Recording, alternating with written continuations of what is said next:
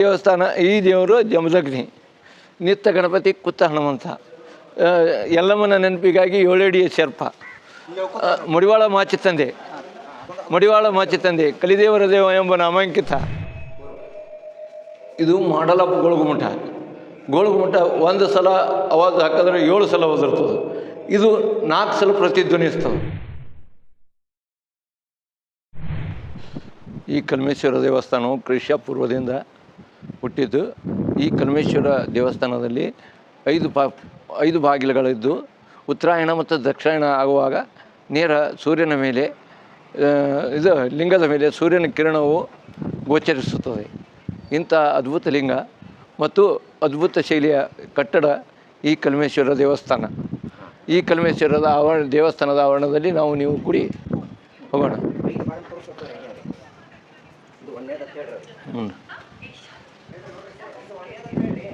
ಇದು 1ನೇ ಬಾಗಿಲ, ದ್ವಾರ ಬಾಗಿಲ.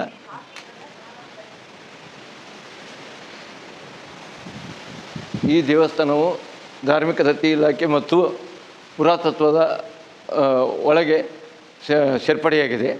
ಇದು ಯಾಕೆ ಸೇರ್ಪಡೆ ಆಯ್ತಪ್ಪ ಅಂದ್ರೆ, ಇಲ್ಲಿ ಪಂಚನದಿಗಳ ಬಿಡು ಎಂಬ 10th ಪಾಠ ಇತ್ತಲ್ಲ, ಅದರಲ್ಲಿ ಉಲ್ಲೇಖವಾದ ಯಲ್ಲಮ್ಮನ ಶಾಪ ವಿಮೋಚನೆಯೂ ಸಹ ಇದೇ ಗುಡಿಯಲ್ಲಿ ಆಗಿದೆ. ಇದಕ್ಕೆ ಹಲವಾರು ಪ್ರೂಫ್ಗಳು ಇದ್ದು, ಯಲ್ಲಮ್ಮನ ಗುಡಿ, ಜಮದಗ್ನಿ ಗುಡಿ, ಪರಶುರಾಮನ 3 ತೀರ್ಥಗಳು ಈ ದೇವಸ್ಥಾನದಲ್ಲಿ ಇಂದಿಗೂ ಉಂಟು. ಇಂಥ ದೇವಸ್ಥಾನ ಇದು ದೀಪಸ್ತಂಭ.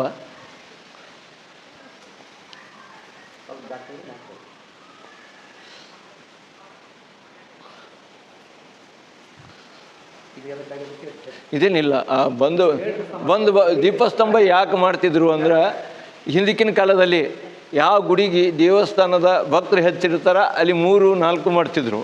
ಯಾವ ಗುಡಿಗೆ ಭಕ್ತರು ಕಮ್ಮಿ ಇರ್ತಾರೆ ಆವಾಗಿನ ಕಾಲದ ಚೋಳ ಮತ್ತು ಹುಲಿ ಚಿರ್ಚಗಳನ್ನು ಇದು ಮಾಡ್ಲಿಕ್ಕೆ ಬಂದು ಭಕ್ತರಿಗೆ ಬೆಳಕಿನಾಗ ಇಲ್ಲಿ ಇರ್ಲಾಕ ಈ ದೀಪಸ್ತಂಭಗಳನ್ನು ಮಾಡ್ತಿದ್ರು. ಇದು ಕಲ್ಮೇಶ್ವರ ತೀರ್ಥ. ಹಾಂ ರೀ, ದೇವಸ್ಥಾನದ ಈ ದೇವಸ್ಥಾನದ ಬಾವಿಯಲ್ಲಿ ನೀರು ವರ್ಷದ 12 ತಿಂಗಳ ಯಾವ ಬೇಸಿಗೆ ಬಂದರೂ ಸಹ ಈ ಬಾವಿಯ ನೀರು ಬತ್ತಿಲ್ಲ. ಈ ಗುಡಿಯ ಸುತ್ತ ಕನಿಷ್ಠ 8ರಿಂದ 9 ಬೋರಕ್ಕೆ ನೀರು ಬಿದ್ದಿಲ್ಲ. ಇದು ಇವಾಗ ಈ ರೀತಿ ಮಾಡಿರೋದು. ಫಸ್ಟ್ ಅಲ್ಲಿಂದಿರೋದು ಒಂದು ದ್ವಾರ ಬಾಗಿಲ ಐತಲ್ಲ, ಹಿಂಗೆ ಏನು ಮೆಟ್ಟಲು ಮಾಡಿದೀವಲ್ಲ, ಅದೊಂದು ಬಾಗ್ಬೇಕು. ಅಲ್ಲಿ ಮೆಟ್ಟಲು ಹಿಡ್ಕೊತ ಬಂದೆಲ್ಲ ಇಲ್ಲಿ ನೀರು ತಗೋತೀವಿ. ಇವಾಗ ನಾವೇನು ಮಾಡಿದ್ದೀವಿ, ಸುತ್ತ ದೇವ್ರ ತಿರುಗಳ್ಳಿ ಅಂತ ಹೇಳ್ತೀವಿ. ನಮ್ಮ ಪಲ್ಲಕ್ಕಿಯರು ಸುತ್ತ ರೌಂಡ್ ಜಾತ್ರೆಗೆ ಬೇಕಂತ ನೀರು ಆಫ್ ಮಾಡಿ ಅಲ್ಲಿಂದ ಕಟ್ಟಡ ಮಾಡಿರೋದು. ಓಕೆ ಕಟ್ಟಿ ಇಲ್ಲಿ ಬಿಡಿ. ಇದು ಯಲ್ಲಮ್ಮನ ದೇವಸ್ಥಾನ. ಯಲ್ಲಮ್ಮನ ದೇವಸ್ಥಾನ ನೀವು ಅಲ್ಲಿ ರೀ. ಈ ಯಲ್ಲಮ್ಮನ ದೇವಸ್ಥಾನ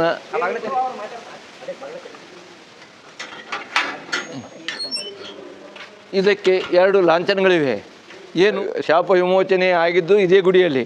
ಅದಕ್ಕಾಗಿ ಇದೇ ಬಾವಿ ನೀರಿನಿಂದ ಆಕೆ ಶಿವನ ತೀರ್ಥ ಎಂಬ ಈ ಬಾವಿಯಿಂದೇ ಆಕಿಂದು ಕುಷ್ಠರೋಗ ವಿಮೋಚನೆ ಆಗ್ಯದ ಅಂತ ಹೇಳಕ್ಕೆ ನಮ್ಗೆ. ಇದು ಜಮದಗ್ನಿ. ಈ ದೇವರು ಜಮದಗ್ನಿ, ನಿತ್ಯ ಗಣಪತಿ ಕುತ್ತ ಹನುಮಂತ, ಯಲ್ಲಮ್ಮನ ನೆನಪಿಗಾಗಿ 7 ಅಡಿಯ ಸರ್ಪ, ಮಡಿವಾಳ ಮಾಚಿ ತಂದೆ ಕಲಿದೇವರ ದೇವ ಎಂಬ ನಾಮಾಂಕಿತ. ಇದೇ ಅದೇನ ಹೇಳ, ಕಲಿದೇವರ ದೇವ ಎಂಬ ನಾಮಾಂಕಿತ ಮಡಿವಾಳೇಶ್ವರನ ಕಲಿದೇವರ ದೇವ ಎಂಬ ನಾಮಾಂಕಿತವೇ ಈ ಮಡಿವಾಳನ ಜನನವು ಇಲ್ಲೇ. ಅವರ ಮನೆ ದೇವರು ಕಲ್ಮೇಶ್ವರ. ಈ ಈಶ್ವರ ಮಡಿವಾಳ ಮಾಚಿ ದೇವರ ಇಂದಿಗೂ ಜನ್ಮಸ್ಥಳ.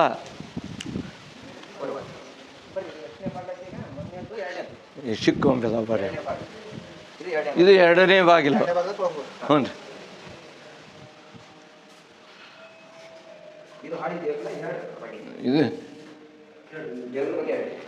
ಇದು 16 ಕಂಬಗಳ ದೇಗುಲ. ಈ ದೇಗುಲಕ್ಕೆ ಒಂದು ವಿಶೇಷ ಏನದಪ್ಪ ಅಂದ್ರೆ, ಎಲ್ಲವೂ ಸಿಮೆಂಟ್ ಇಲ್ಲಾರೆ ಕೀಲುಗಳಿಂದ ಜೋಡಿಸ್ಯಾರ. ಕೀಲುಗಳಿಂದ ಜೋಡಿಸ್ಯಾರ, ಒಂದಕ್ಕೊಂದೊಂದು ಅಟ್ಯಾಚ್ ಅದ. ಇದು ಯಾವ ಭೂಕಂಪಕ್ಕೂ ಜಗ್ಗುದಿಲ್ಲ, ಇದು ಆಗೋದಿಲ್ಲ. ಈ ದೇವಸ್ಥಾನ ಏನೂ ಅಚ್ಚಲಾಗಿಲ್ಲ. ಹ್ಞೂ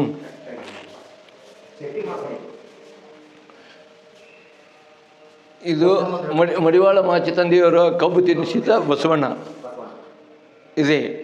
ಈ ಬಸವಣ್ಣಕ್ಕೆ ಮಡಿವಾಳ ಮಾಚಿತಂದೆಯವರು ಕಬ್ಬು ತಿನ್ನಿಸಿದ್ರು. ಇಲ್ಲಿ ದಾನಮ್ಮ ಕಳ್ಳಿ ಎಂಬ ದೇವರಿಪ್ಪರಿಗೆಯಲ್ಲಿ ದಾನಮ್ಮನು ಮಡಿವಾಳೇಶ್ವರನ ನಮ್ಮೂರು ಬಸ್ ಸ್ಟ್ಯಾಂಡ್ ಬಾಜು ಅದು.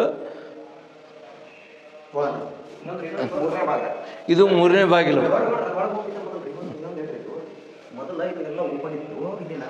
ಅದು ಹೇಳೀನಿ.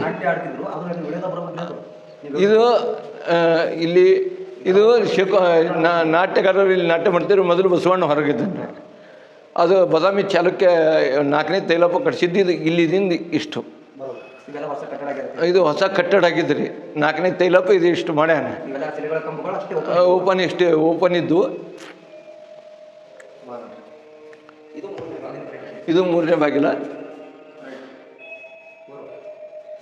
ಇದು ಮಾಡಲಪ್ಪ ಗೋಳ್ಗುಮಠ. ಗೋಳ್ಗುಮಠ ಒಂದು ಸಲ ಆವಾಜ್ ಹಾಕಿದ್ರೆ 7 ಸಲ ಒದರ್ತದೆ. ಇದು 4 ಸಲ ಪ್ರತಿಧ್ವನಿಸ್ತದೆ. ಇದು 4 ಸಲ ಪ್ರತಿಧ್ವನಿಸ್ತದೆ. ಅದು 7 ಸಲ ಪ್ರತಿಧ್ವನಿಸ್ತದೆ. ಇದು ಬೃಹತ್ ಆಕಾರ ಇಲ್ಲ, ಅದಕ್ಕೆ 4 ಸಲ ಇವತ್ತಿಗೂ ಸಹಿತ 4 ಸಲ ಪ್ರತಿಧ್ವನಿಸ್ತದೆ.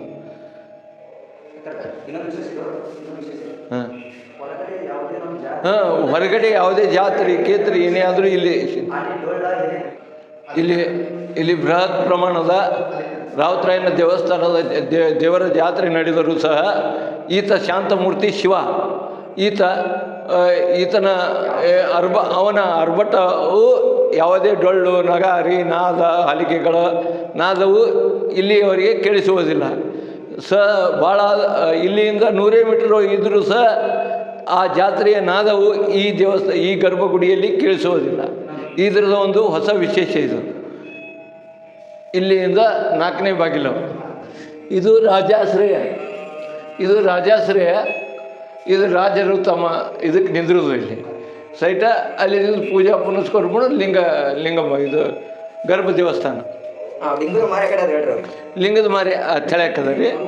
ಅದರ ಕವಿರತ್ನ ಕಾಳಿದಾಸ ಆ ಹಿಂದೆ ಅವನ ದೇಗುಲ ಇರುವುದರಿಂದ ಆ ಕಡೆ ಹೊಳದ.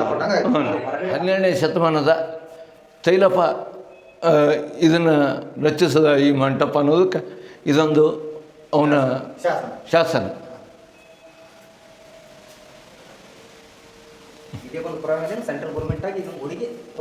ಇನ್ನೊಂದು ನಿಮಗೆ ಈ ಗುಡಿಯಾಗ ಹನುಮಂತರ ಗುಡಿಗೆ ಹೋಗಲೇಬೇಕು. ಹನುಮಂತರ ಗುಡಿದು ಮೇನ್ ಅದ. ಈ ಗುಡಿ ಲಿಂಕ್ ಹತ್ತಬೇಕಾದ್ರೆ ಹನುಮಂತರ ಗುಡಿಗೆ ಹೋಗೋದು ತೋರಿಸೋದಲ್ಲ. ಅದ್ರಾಗ 2 ಅರಬ್ಬಿ ಶಾಸನಗಳದಾವ.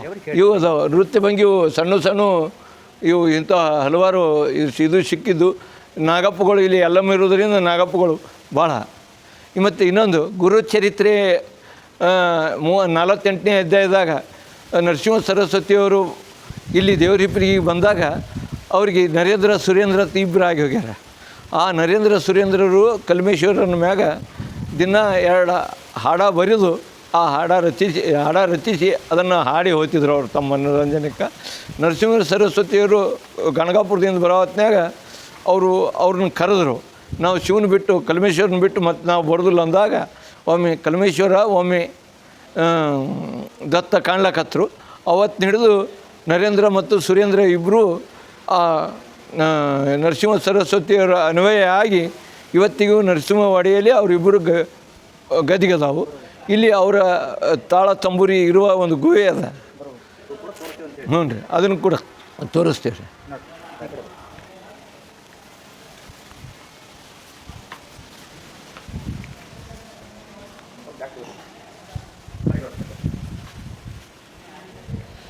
ಈ ಮ್ಯಾಗಿನ 2 ಕೆಳಸದ್ದು ಒಂದು ಇದು ಅದ ರೀ.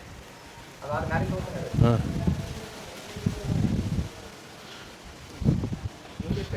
ಹಾಂ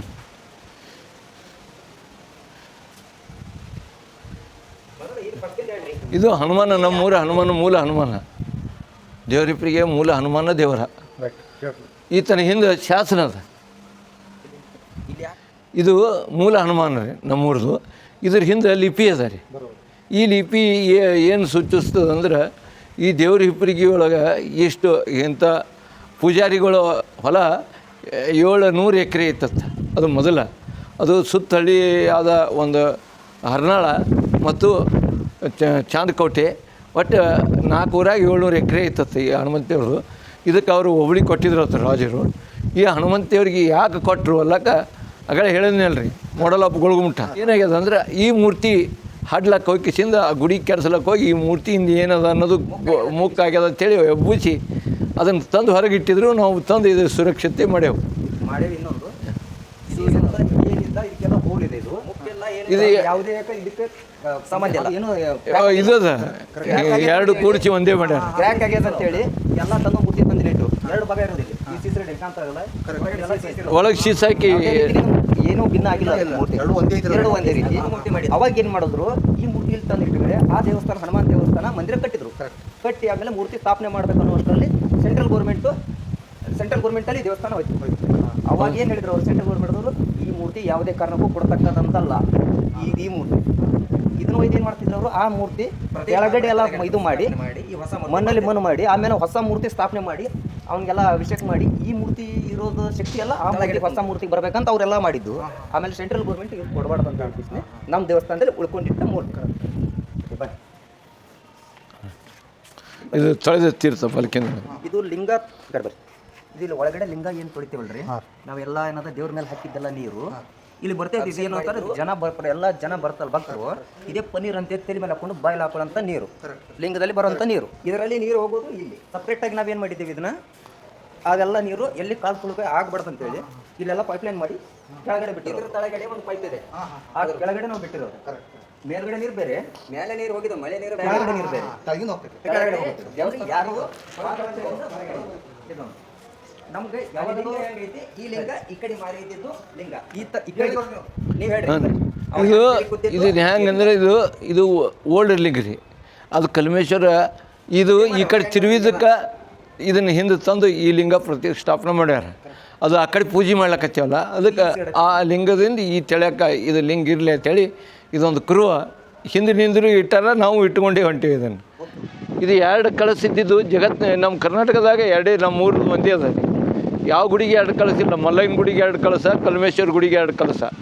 ಇದು ಹೆಂಗಾಯ್ತಪ್ಪ ಅಂದ್ರೆ ಕುರುಡು ಕಾಳಿದಾಸಂಗೆ ಕಣ್ಗಳು ಕೊಟ್ಟು ಅಂತೇಳಿ ಏನು ಹೇಳೋಂಗಿಲ್ಲ. ಈಗ ಕಾಳಿದಾಸ ದೇವಿ ವರ ಕೊಟ್ಟಾಗ ಅವ ತನ್ನ ಮನೆ ದೇವರಾದ ವೆಂಕಟರಮಣಿಗೆ ಹೋಗೋ ಹೊತ್ನ್ಯಾಗ ಏನಂದ, ನಾ ಮಲ್ಲಯ್ಯಗೆ ಹೋಲಿಯೋ ಬೇಡ ಅನ್ಕೋತ ಹೋದ ಟೈಮ್ದಾಗ ಆ ಹೊತ್ನ್ಯಾಗ ಅಲ್ಲಿ ವೆಂಕಟೇಶ್ವರ ಮುಂದೆ ನಿಂತಾಗ ಅವ್ನಿಗೆ ಕಣ್ಗಳು ಹೋಗಿಬಿಟ್ಟು ರೀ 2. ವೆಂಕಟೇಶ್ವರನ ಮುಂದೆ ನಿಂತಾಗ ಕಣ್ಗಳು ಹೋಗೋದನ್ನ ಹ್ಯಾಂಗೆ ಇದು ವೆಂಕಟರಮಣನ ನೀ ನಡಬರ್ಕ ಮಲ್ಲಯ್ಯನ ಮರ್ತು ಬಂದಿಯಪ್ಪ, ನಿನಗೆ ನಾ ಏನು ಮಾಡೋದಿಲ್ಲ, ಇದಕ್ಕೆ ದೇವಿ ಗಂಡದನ ಅವನೇ ಕಾಲಾಗಿ ಬಿಟ್ಟು ಬಂದು ನೀ ಅಲ್ಲೇ ಹೋಗಿ ಕಿಸಿಂದ ಏನು ಕೇಳೋಣ. ಹೊಳ್ಳಿ ಸಿರ್ಸಲಿಕ್ಕೆ ಅವ ತನ್ನ ಸಪಾಟಿ ಒಂದೋಗಿ ಬರ್ತಾನೆ ರೀ. ಅವನು ದೇವಿ ವರ ಅಂದಾಗ ಎಲ್ಲಿ ಪಟಕನೇ ಎಲ್ಲಿ ಬೇಕಾದಲ್ಲಿ ಬರೋವನೇ. ಅವ ಬಂದಾಗ ಮಲ್ಲಿಕಾರ್ಜುನ ಬಲ್ಯಕ್ಕೆ ಬಂದು ಹ್ಯಾಂಗೆ ಮಾಡಲಿ ತಂದೆ, ನಾನು ನಿನ್ನ ಬಿಟ್ಟು ಹೋಗಿದ್ದು ತಪ್ಪಾಗ್ಯದ ಅಂತೇಳಿ ಬೇಡ್ಕೋತಾನೆ. ಬೇಡ್ಕೊಂಡಾಗ ಇದು ಆಗ್ತದೆ, ಆಕಾಶವಾಣಿ ಆಗ್ತದೆ. ದೇವ್ರಿಗೆ ಒಟ್ಟು 2 ಶಿಖರ ಇರಬೇಕು, 2 ಜ್ಯೋತಿರ್ಲಿಂಗಗಳು ಇರಬೇಕು, ಅಲ್ಲಿ ನಿನ್ನ ಶಾಪ ವಿಮೋಚನೆ ಆಗ್ತದೆ ಅಂಥೇಳಿ ಅವ ಮಲ್ಲಯ್ಯ ಹೇಳ್ತಾನೆ. ಸಿರ್ಸಲ್ಲಿ ಮಲ್ಲಯ್ಯ ಹೇಳಿದಾಗ ಬಂದು ಫಸ್ಟಿಗೆ ಮಲ್ಲಯ್ಯನ ಗುಡಿಗೆ ಹೋಗ್ತಾನೆ. ಅಲ್ಲಿ ಒಂದು ಕಣ್ಣು ಬರ್ತದೆ, ಇದು 2ನೇ ಕಣ್ಣು ಇಲ್ಲಿ ಬರ್ತದೆ. ಆ 2ನೇ ಕಣ್ಣು ಬಂದಿದ್ದು 2 ಕಣ್ಣುಗಳನ್ನು ನೀವೇ ಕೊಟ್ರಪ್ಪ ತೇಕಿಸಿಂದ ತನ್ನ ಪ್ರತಿಷ್ಠಾಪನಾ ತಂದು ಎಲ್ಲ ಇಲ್ಲಿ ದೇವರಿಬ್ಬರಿಗೆ ಮಾಡಿ ಅದು ಇಲ್ಲಿ 2 ಶಿಖರ, ಮಲ್ಲಯ್ಯನ ಗುಡಿಗೆ 2 ಶಿಖರ. ಈ ರೀತಿಯಾಗಿ 2 ಜ್ಯೋತಿರ್ಲಿಂಗಗಳು ಇಂಥ 2 ಜ್ಯೋತಿರ್ಲಿಂಗ 2 ಶಿಖರ ಇದ್ದಿದ್ದು ಗುಡಿ ಎಲ್ಲಿ ಕರ್ನಾಟಕದಾಗ ಇಲ್ಲ.